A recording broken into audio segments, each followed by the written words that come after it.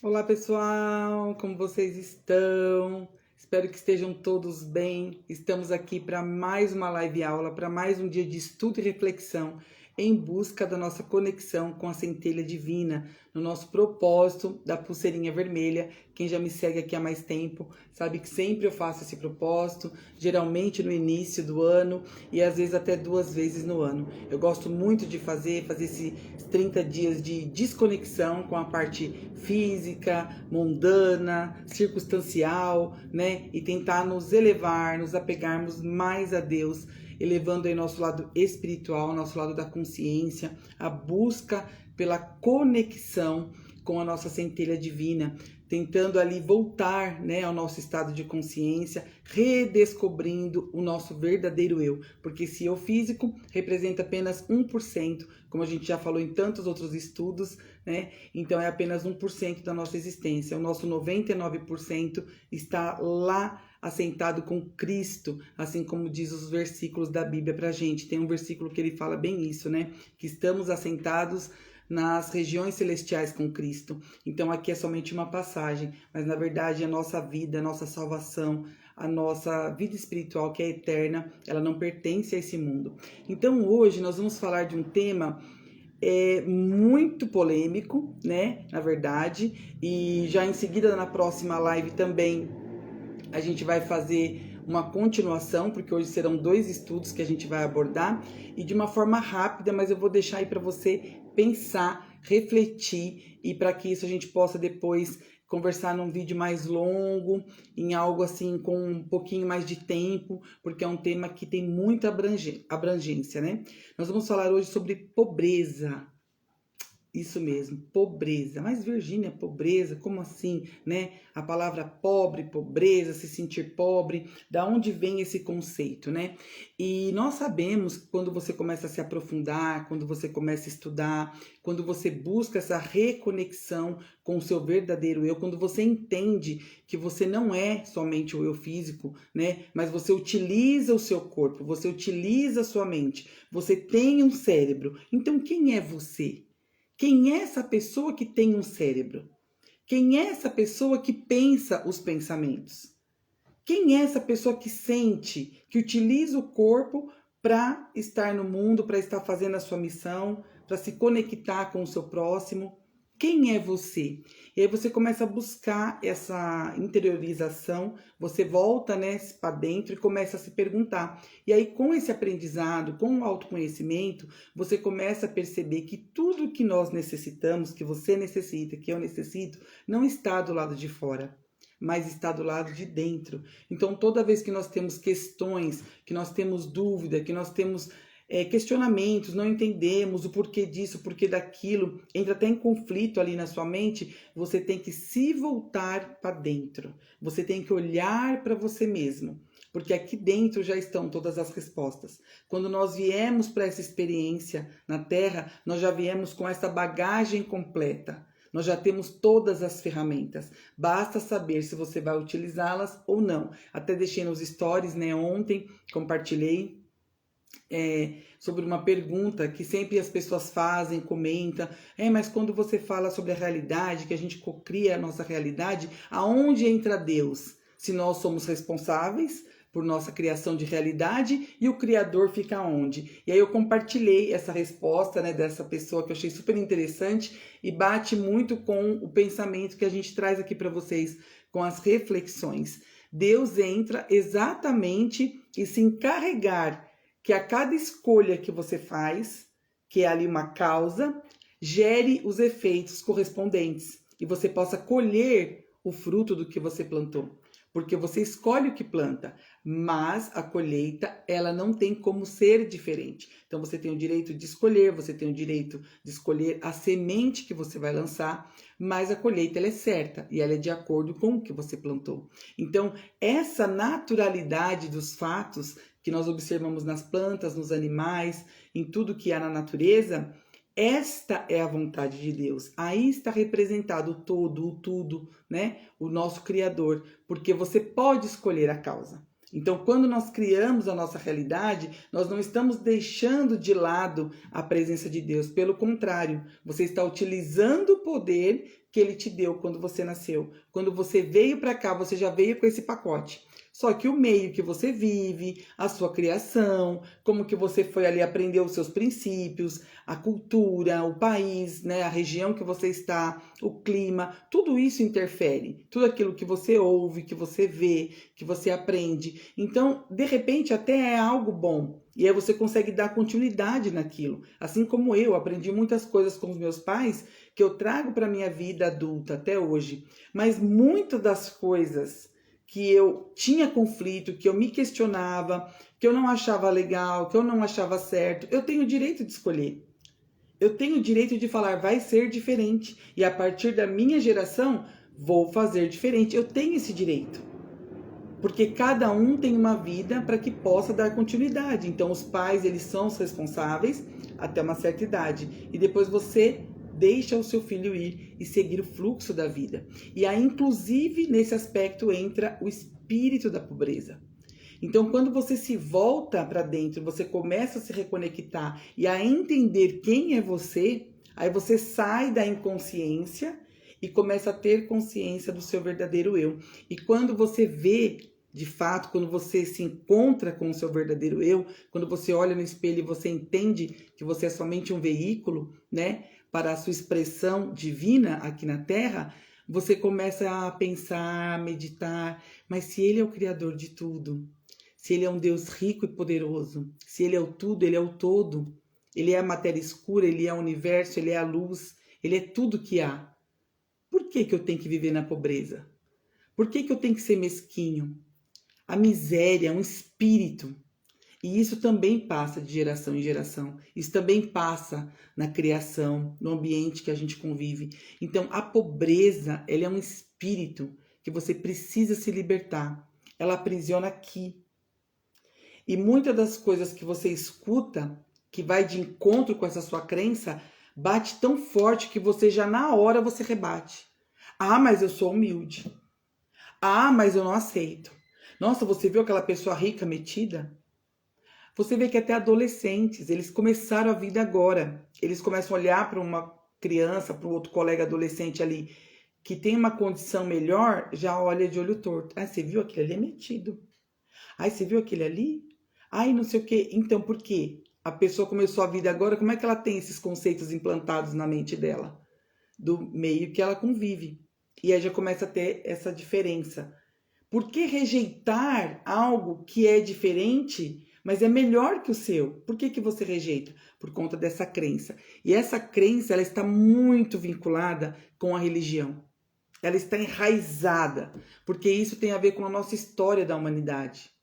A cultura, a sociedade, como nós nos entendemos por gente, como nós nos entendemos enquanto humanos, com toda a evolução que veio trazendo, né? De lá de trás, da época da Bíblia, depois Idade Média, Idade da Pedra Lascada, da Pedra Polida.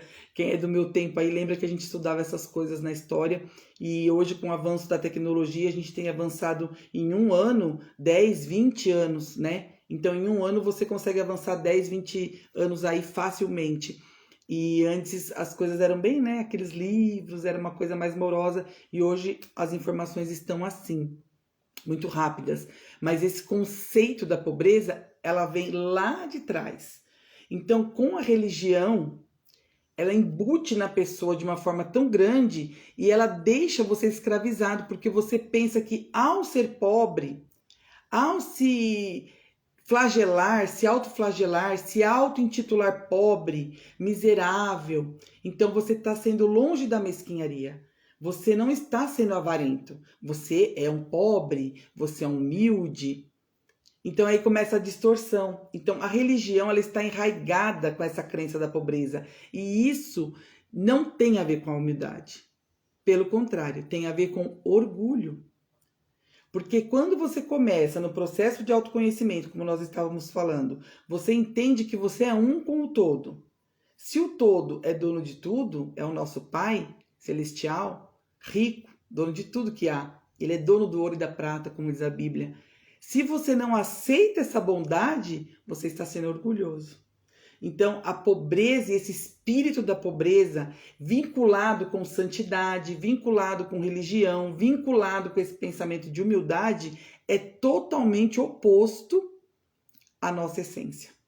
Porque nós temos o direito de termos a riqueza, e não a pobreza, não a escassez, não a miséria. Por isso que é tão difícil a gente falar, seja grato, pratique a gratidão. A pessoa fala, mas eu já agradeço. Eu estou sempre orando e agradecendo. Mas você está sempre vendo que você está aqui e o que você quer está aqui. Então está muito longe, então você só olha o que falta. Não, mas eu quero tal coisa e não acontece. Mas você não é a questão de querer, é a questão que você emana para o universo. O universo entende frequência, o universo trabalha com vibração. O universo não entende linguagem, ele entende o que você vibra. Então você olha para aquilo que você não alcançou e sente aquele sentimento, eu queria tanto. Poxa, eu não tenho. Você já está emanando a falta. Você já está na frequência da falta. Ao invés de você ver como é que eu cheguei até aqui, olha o que eu alcancei. Então a pobreza, ela está enraizada na nossa mente muito antes do que a gente imagina. Já vem de gerações e gerações e gerações. E quando a pessoa fala, não fala isso, eu sou pobre. Não fala isso não, você está trazendo maldição para a sua vida. Não, mas eu sou humilde, eu sou pobre, mas sou limpinha. Tem até aquela piada. Então é difícil desvincular, porque tem muito a ver com a religião. E independente da raiz da religião. Independente se é oriental, se é africana, se é católica, se é muçulmana, cristã, independente. É aquela autoflagelagem, sabe? É você se despir-se de tudo, é você procurar dividir tudo com os outros. Então você tem que ter aquele espírito e começa a misturar com mansidão, com ser humilde, com ser uma pessoa boa, e não tem nada a ver uma coisa com a outra. Porque muitos que se intitulam pobres são orgulhosos, são arrogantes. Então começa a perceber, sai um pouco da cachola, sai desse engano e começa a perceber isso. E quando você se intitula eu sou um pobre, eu sou um coitado, e se coloca sempre no papel de vítima, você quer sempre receber, pode perceber. Você emana a falta e você acha que o governo tem que te dar, que a prefeitura tem que te dar, que a casa de associação do bairro tem que te dar, a igreja que você frequenta tem que te dar a cesta. Então você fica só colhendo as coisas. Você sabe que alguém vai dar, eu quero tal coisa. Você nem precisa, mas você quer. Você não pode ver algo gratuito, você não pode ver um brechó, você não pode ver porque você quer. Você quer porque você é pobre, porque você é coitado, porque não sei quem lá vai dar peça usada e você quer. E você acaba acumulando, sendo que você nem precisa. Na verdade, a palavra de Deus, o nosso Criador, é rico, é abundante. Ele é tudo que há. Ele é o dono do ouro e da prata. E ele ensina que é bem melhor, mais prazeroso e é bem-aventurado aquele que dá do que aquele que recebe. Então saia dessa posição de vem a mim, porque eu sou um pobre coitado, eu sou vítima da sociedade. Sai desse papel. Por isso que eu falei para vocês ainda nos stories. Não sei se ainda está ativo, né? Quando você vai ver essa live. Porque você fica sempre achando que você é vítima da sociedade, que aquela pessoa não teve sorte, mas também olha onde ela nasceu. Nasceu na periferia. Teve um pai assim, teve um pai assado. Então você fica buscando mecanismo de justificar aquela vida sem perspectiva, sendo que está nas suas mãos. A inércia, você ficar ali parado, está nas suas mãos. Você precisa colocar-se em movimento. Tudo na natureza é movimento. Tem o encerramento de ciclos, mas tem o começo de outros. Então pare para pensar nisso. Essa é uma reflexão que eu quero deixar para vocês. É um assunto polêmico, é um assunto muito abrangente, é um assunto profundo demais. Tem muitos versículos para a gente se aprofundar, para a gente poder realmente mergulhar de fato. E depois vocês até me deixem comentários, se você assistiu, se você gostou desse tema, manda um direct que gostaria de aprofundar. De repente a gente faz aí uma masterclass, algo assim do tipo, e para a gente imergir realmente nesse assunto e tirar grandes proveitos. Porque quando eu entendi isso, virou uma chave na minha vida. E é algo que eu tenho trabalhado a cada dia. Porque pensa, você viver quase 40 anos da sua vida achando bonito ser pobre. Achando bonito que a sua família é pobre. Que nós todos somos pobres. Pobre, pobre, pobre, de marré, e fazer musiquinha, fazer versinho, achar graça, fazer piada quando se reúne em família. E quando vem aquela luz e você fala, epa, então eu não sou pobre. Então eu não vou aceitar mais ninguém falar de mim que eu sou pobre. E quando eu estiver numa rodinha, alguém fala, ai, também a gente é pobre, né, amiga? E você fala, não, eu não sou. Você vai parecer que é metida. Você vai parecer que é arrogante. Mas quando você começa a mudar esse pensamento, você não aceita mais essa palavra. Porque isso é uma praga que gruda na gente. E aí você fica nessa escassez. Então, quando não tem algo, você fala, olha, agora não dá, mas amanhã eu posso ver. Quando o filho pede alguma coisa, olha, agora no momento eu não tenho, mas eu vou providenciar. E você crê que hoje você não tem, amanhã fecha um negócio, você fecha uma encomenda, você faz uma parceria. E digo mais, por isso que eu falo que esse assunto é profundo. A CLT é a pior coisa que existe para embutir na cabeça de uma pessoa a pobreza. É a pior, é uma casta. E você vê que nós temos a CLT como um trunfo. Ai, mas nossa, foi promulgado a lei de 1900 e bolinha que nos protege. Protege do quê? Protege do quê? Você está registrado numa CLT. Amanhã ou depois seu chefe não foi com a sua cara? Faz um acordo. Você entra com a poupança e ele com o pé. Um acordo. E ó. E aí? Te assegura do quê? Nada. E aí você fica preso. Então a CLT é a pior coisa que existe para pessoas que pensam fora da caixa. Não para você que pensa, mas para você que pensa fora da caixa, para você que já está num nível de consciência, para você que me acompanha, para você que gosta desses temas, para você que vem estudando, você sai da caixa e você começa a se entender como consciência. Você é um com Deus. Você só está aqui temporariamente experienciando essa vida na Terra. Então você tem direito a tudo que ele prometeu. Não fica se apegando à palavrinha de pobreza, não. Outro dia eu falei com vocês sobre isso. Jesus era rico. Nasceu e recebeu ouro. Mal nasceu, já veio o presente lá, ouro. Perfume do mais caro. Ah, Jesus era pobre. Não, Jesus tinha uma missão aqui. Ele cumpria a missão dele, passava onde ele tinha que passar, ia cumprindo. Ele não era pobre. Tanto que ele é Deus. Ele se fez homem por amor a nós. Tamanho amor de Deus.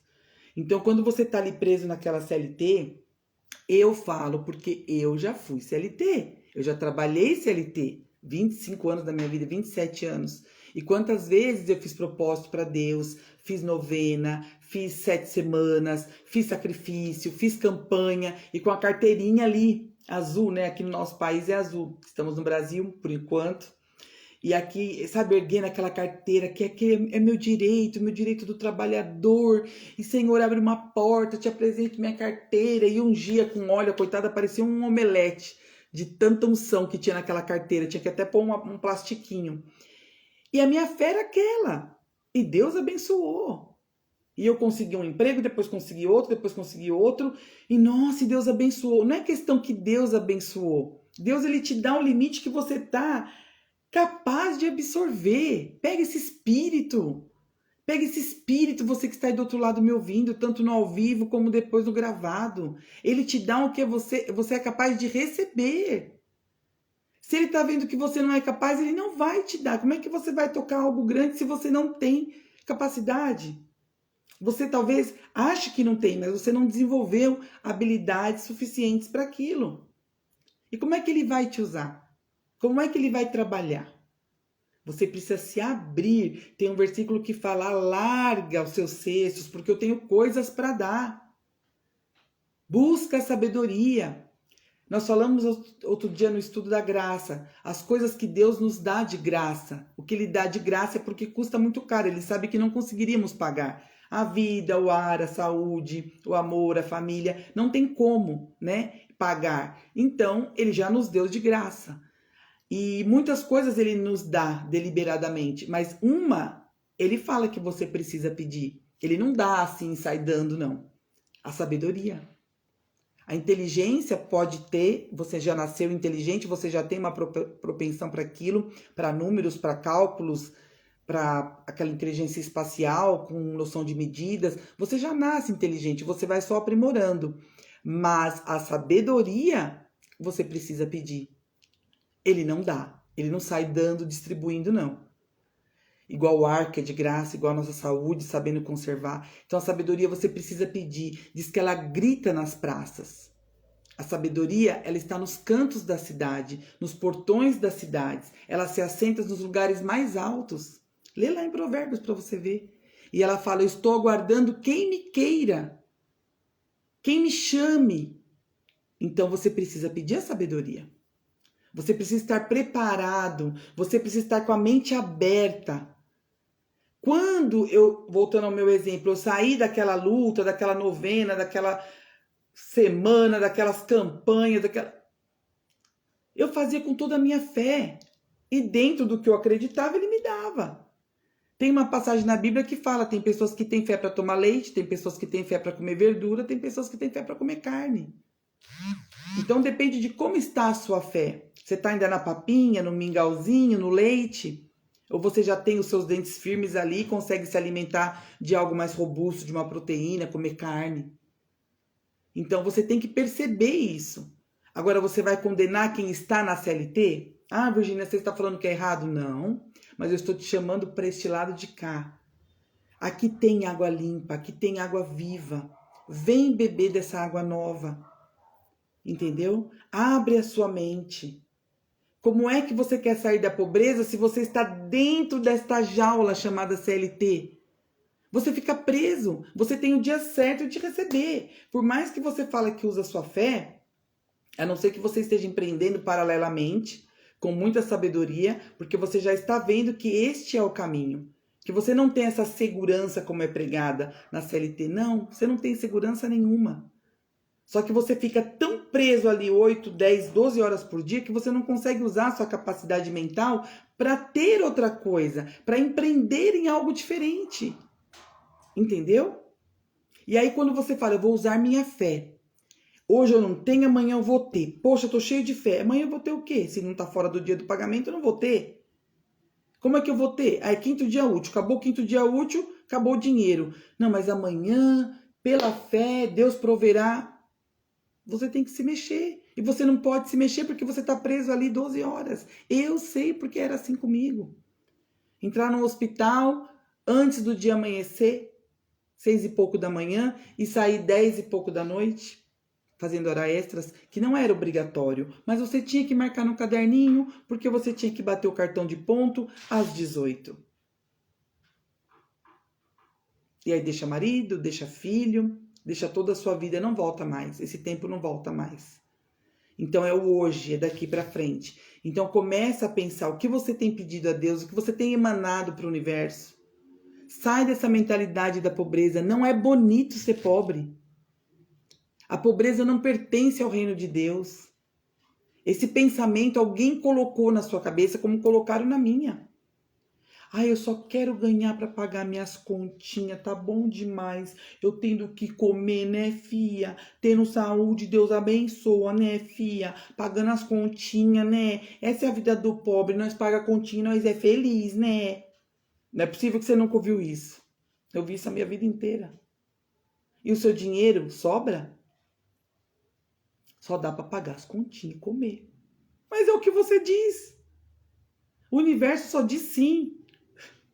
Já pensou se você pede para ele que você só quer trabalhar, pagar as continhas e comer e começa a sobrar dinheiro pela janela? Você vai falar, tô ficando louco, não é possível, tá sobrando, tá sobrando, tá sobrando. Muda a sua mentalidade.